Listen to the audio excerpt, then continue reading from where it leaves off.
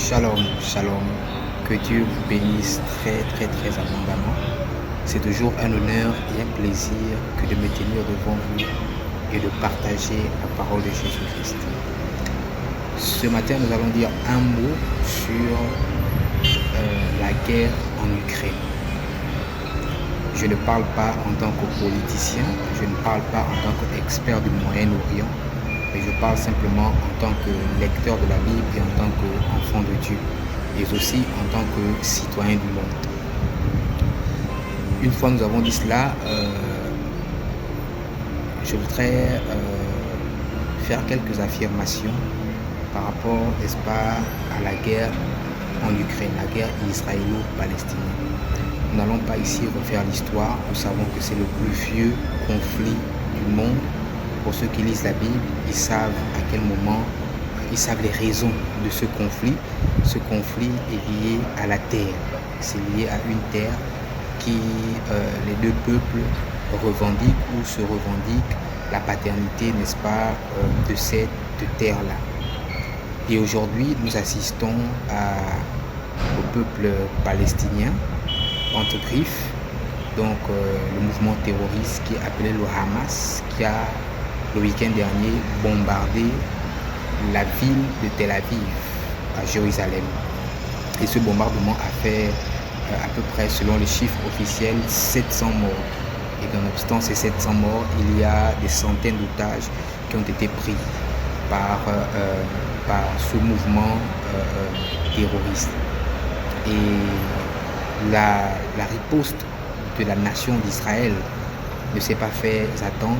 Elle a riposté en bombardant plusieurs immeubles de la bande de Gaza. La bande de Gaza qui est une ville, n'est-ce pas, située à la côte. Donc la mer est juste à son extrémité et Jérusalem de l'autre extrémité. Donc la bande de Gaza, c'est une ville qui est au centre et qui est habitée majoritairement par le peuple palestinien, donc à peu près 200 millions d'habitants, donc la population quasiment du Gabon habite dans une ville. Lorsque nous observons ces événements, lorsque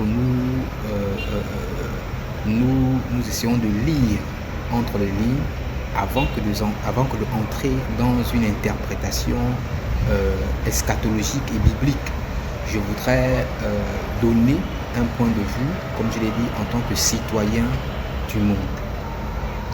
Et je voudrais faire quelques affirmations en disant ceci. C'est que toutes les organisations qui sont mises en place, l'Union européenne, l'ONU, l'Union africaine et toute autre organisation qui consiste, n'est-ce pas, à fédérer la paix dans le monde, qui consiste à empêcher les pays de s'affronter militairement, ne sont que des organisations de nom. Je le dis et je l'affirme, ne sont que des organisations de nom. Pourquoi? Parce que nous constatons simplement. Parce que nous constatons. Et donc, j'aimerais interpeller les pays africains. J'aimerais interpeller vraiment l'Afrique à arrêter de compter sur les organisations. Que chaque dirigeant africain, les Africains, arrêtons de compter sur les organisations. Lorsque nous avons nos problèmes en Afrique, arrêtons de compter sur l'ONU, sur l'Union européenne, sur les États-Unis. Arrêtons de compter sur les organisations. Parce que les organisations, en vérité, ne sont que des organisations de nom, mais n'ont véritablement pas le pouvoir de venir stopper une guerre. Sinon, la guerre en Ukraine aurait déjà été stoppée depuis longtemps. Sinon, la guerre en Syrie aurait déjà été stoppée depuis longtemps. Et voici aujourd'hui le conflit qui se réveille en armement au niveau du Moyen-Orient. Ces organisations, comme disait Mao Zedong, sont des tigres de papier parce qu'ils ne font pas et ne peuvent pas faire grand-chose. Si aujourd'hui, je le dis, un pays africain décide de bombarder un autre pays africain, ils vont le faire. Ils vont le faire. Et ces organisations-là ne vont pas intervenir. Ils vont engager des pourparlers diplomatiques, comme ça se fait. Mais en vérité, les pays sont souverains. Et il faudrait que l'Afrique, que nous soyons conscients de ça. Que les Africains soient conscients de ça. que les Africains soient unis et sachent que les pays sont véritablement souverains. Ne comptons pas sur les organisations, sur l'ONU, sur l'Union européenne et tout ce que vous pouvez compter, encore moins sur cette organisation de nom qui est l'Union africaine. Si l'Union africaine était véritablement l'Union africaine, l'Union africaine ne devait pas compter sur l'Union européenne. Parce que c'est une organisation qui est financée à 70% par l'Union européenne, ce qui est une honte et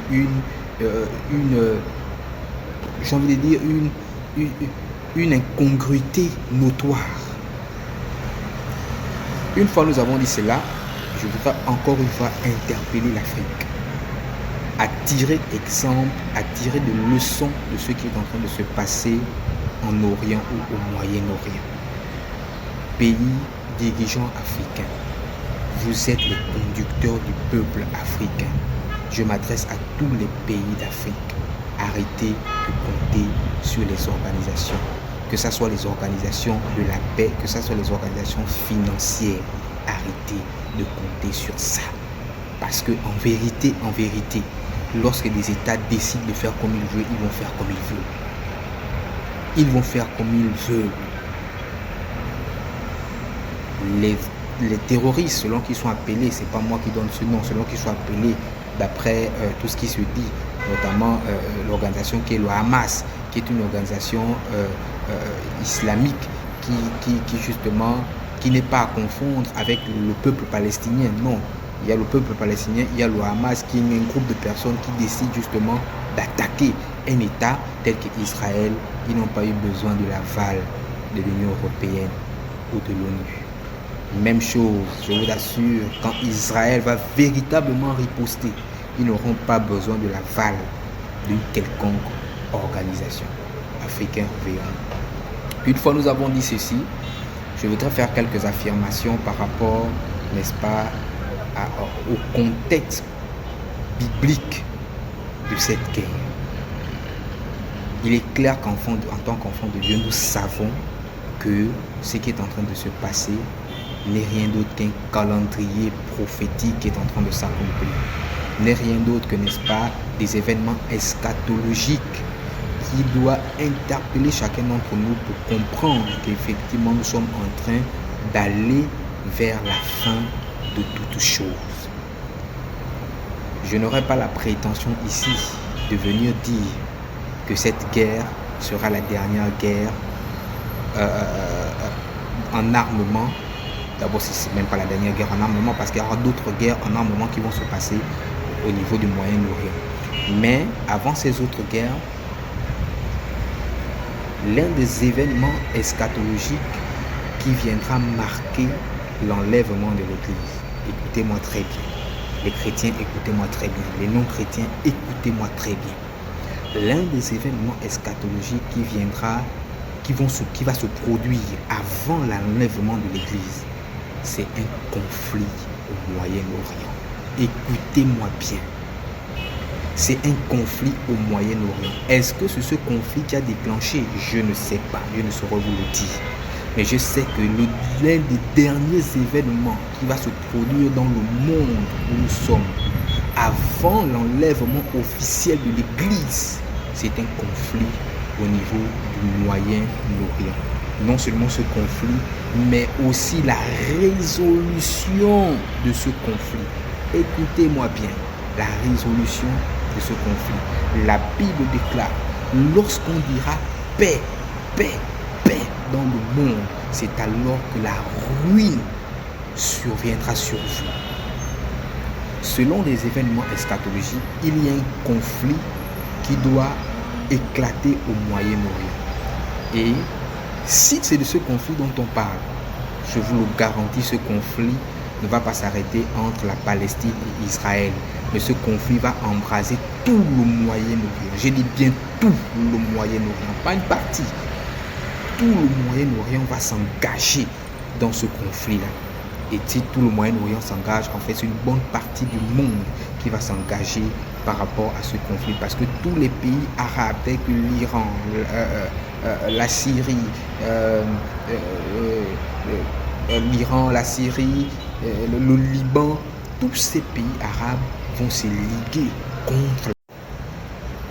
Alors lorsque ce conflit, si c'est effectivement le conflit selon l'eschatologie biblique qui aura lieu avant l'enlèvement de l'Église, si c'est ce conflit qui vient de déclencher au Moyen-Orient, bien aimés, mes chers amis, ce conflit ne va pas s'arrêter entre Israël et la Palestine.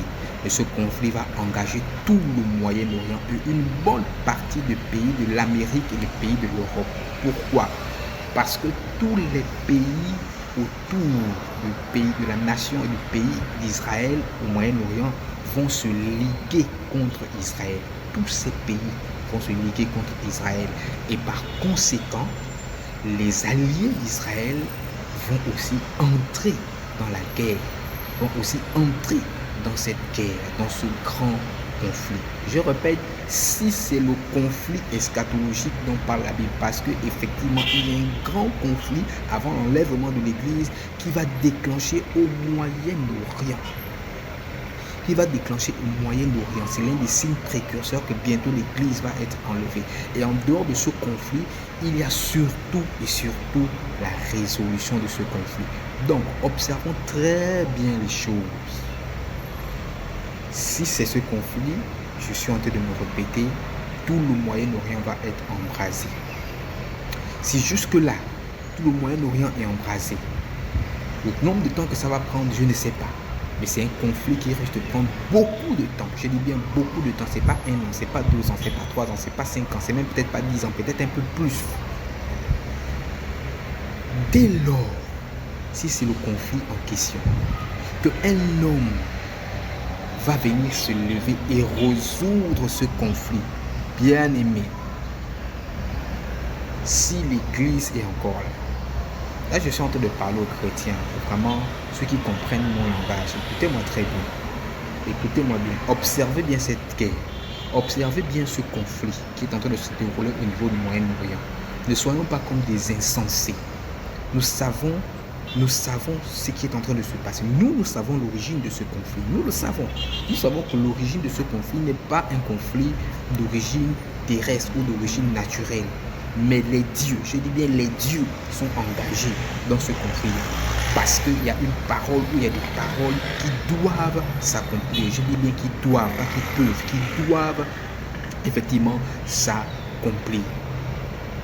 Selon le déroulement des événements, lorsque cet homme se lèvera et trouvera la résolution de ce conflit, lorsque Israël fera officiellement la paix, on ne peut pas parler de paix s'il n'y a pas eu guerre. Donc lorsque la Bible dit, lorsque le monde dira paix, paix, paix, c'est parce que le monde sera entré dans un conflit, dans une guerre, dans des événements de troubles. Et lorsque cet homme se lèvera et arrivera à résoudre ce conflit qui date depuis la nuit des temps, lorsque cet homme, parce que ce sera un homme, se lèvera et va arriver à résoudre ce conflit, c'est alors que, mes amis, la ruine va survenir dans le monde entier. Je vais expliquer un peu plus devant de quelle ruine il s'agit, parce qu'il faut bien comprendre les événements eschatologiques. Je m'attarde d'abord sur la résolution du conflit. Ne coupez pas la vidéo, suivez la vidéo depuis le début pour bien comprendre ce que j'ai dit. Je répète, je ne sais pas si le conflit qui a été engagé, parce qu'il y a plusieurs conflits qui se sont engagés précédemment. Il y a plusieurs conflits. Voilà, en 1945, il y a eu un conflit, il y a eu la guerre de Kippour, il y a eu beaucoup de guerres qui se sont engagées entre Israël et les Palestiniens. Ce n'était pas le conflit ultime dont je parle. Maintenant, là aussi, je ne sais pas, est-ce que c'est le conflit ultime qui précède véritablement l'enlèvement de l'Église? Je ne sais pas. Mais observons bien les choses. Si ce conflit s'embrase tout le Moyen-Orient et prend le monde entier, eh bien, je pense que les signaux seront de plus en plus clairs. Et donc, quand ce génie politique, ce génie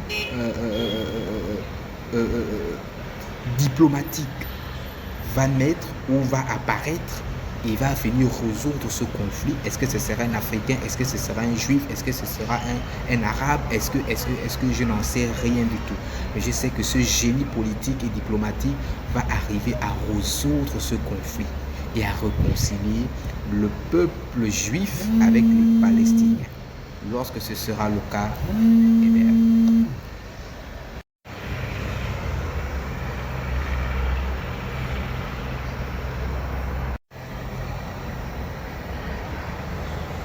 alors lorsque ce conflit, n'est-ce pas, va éclater,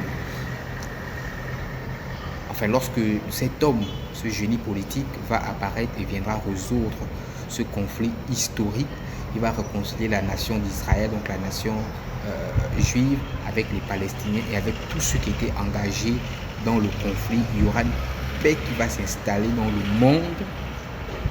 Et bien c'est alors que la ruine va survenir dans le monde. Écoutez bien ces paroles. Je vous le dis, ils vont arriver. Que ce soit dans notre génération ou après notre génération, ce que je dis va arriver. C'est alors que la ruine va s'installer dans le monde. Il sera question de quelle ruine? Avant de parler de ça, je voudrais faire cette affirmation claire que ce génie politique, ce génie diplomatique ne sera rien d'autre que l'antichrist. Oui, ce sera l'antichrist parce que l'antichrist c'est un homme. Ce sera l'antichrist qui, n'est-ce pas, va apparaître pour résoudre ce grand conflit. Et de quelle ruine il s'agit? Il s'agira simplement non pas de la fin du monde, mais de l'enlèvement de l'Église. L'Église sera enlevée et ça va faire plonger le monde entier dans un chaos extraordinaire parce que les gens vont disparaître. Les gens vont disparaître, les avions vont se cracher, les trains vont dérailler, les véhicules. Dans tout le monde entier, les chrétiens seront enlevés et là, ce sera un chaos. L'état d'urgence va être déclenché dans tous les pays du monde. Oui, l'état d'urgence va être déclenché parce que ce sera un chaos comme il n'y en a jamais eu sur la terre. Il y a eu des catastrophes dans des régions de la terre.